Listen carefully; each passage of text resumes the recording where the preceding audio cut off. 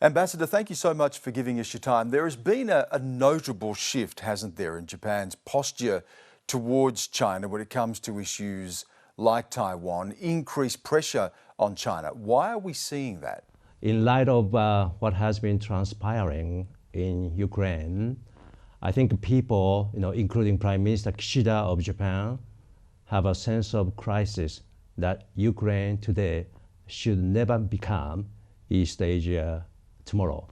So in that regard, we are increasingly concerned about the security situation in East Asia. How come ballistic missiles have to be launched across Taiwan into Japanese exclusive economic zones in response to US politicians' visit to Taipei? This is something beyond comprehension by ordinary Japanese.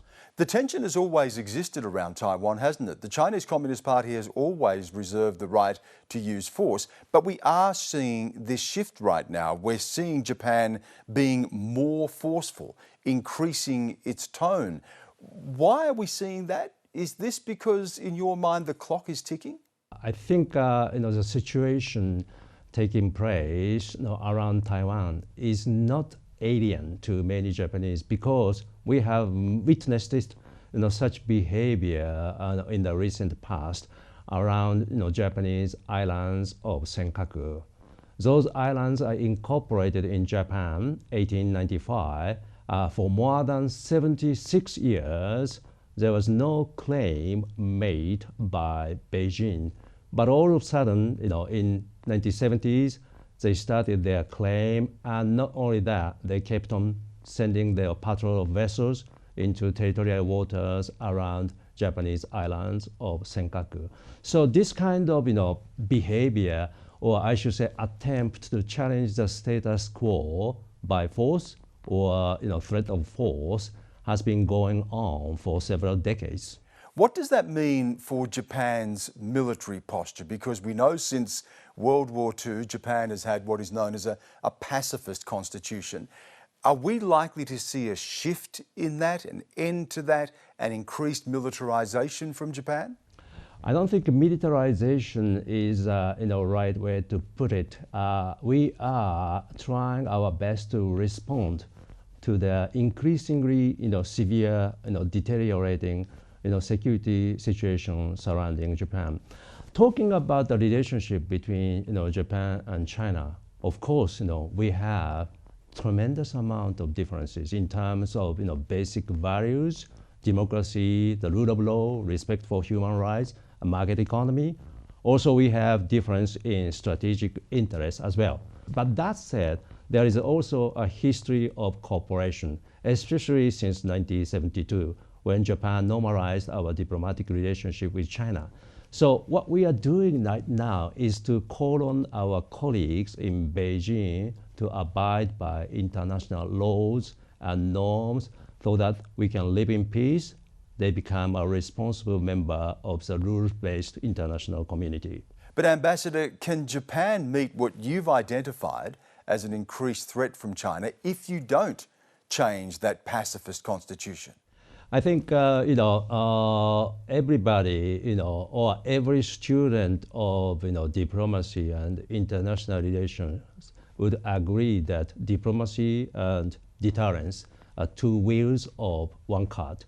Yes, we are addressing challenges, and in order to do that, while we are engaging in quiet diplomacy, at the same time we need a reliable deterrence, so that any contingency will not take place surrounding Japan.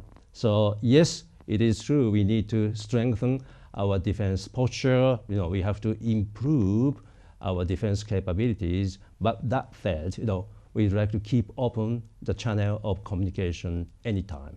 So just to be clear, does that mean that a change to what is known as Article 9 is on the table? It's up to Japanese public to decide whether we need constitutional change or not. I think according to the recent opinion poll, the number of Japanese supporting discussions on the amendment of constitution on steady, increase. There's been a lot of speculation about what would happen in the event of a conflict over Taiwan, whether the United States would join in the defense of Taiwan. What would that mean for Japan? Would Japanese troops be fighting alongside American troops? Let me tell you that situation across the Taiwan Strait could pose a grave concern to the security of Japan and the safety of Japanese people. For example, these waters where Chinese ballistic missiles landed, Japanese side of the median line between island of Taiwan and small islands off the coast of Okinawa, it is one of the busiest maritime routes.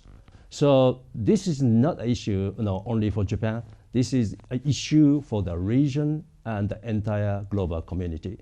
Ambassador, we know that there has been a long-standing tension between Japan and China, and we know that that emerges out of the legacy of history and Japanese occupation. But that has been a long time since then. Why do we still see this resentment lingering? I think, important thing to remember is, what is at issue is not the events which took place 80 years ago. What is at issue is challenges we are facing today. So yes, we have to learn lessons from history, and post-war trajectory of Japan speaks for itself. I think there have been a lot of efforts made by people, including former Prime Minister Abe, in trying to improve our relationship with China. This economic growth of China is a result of our joint cooperation. And we would like to go back to those days when we respect each other. So how to see China becoming a responsible, rules-abiding member of the international community. For that objective, there is a lot Australia and Japan can do together. It comes down to this though, Ambassador, doesn't it? When the biggest economy in the world, as China could soon be, is an authoritarian regime, then the world order, the global order shifts, doesn't it? I think we are seeing the challenges by authoritarian regime, both in Ukraine and in Northeast Asia, and countries like Australia, Japan, who know the importance of basic universal values such as democracy, respect for human rights, the rule of law. I think this is a time for us to redouble our efforts. We know it, from history. If we join forces together, we can achieve a lot.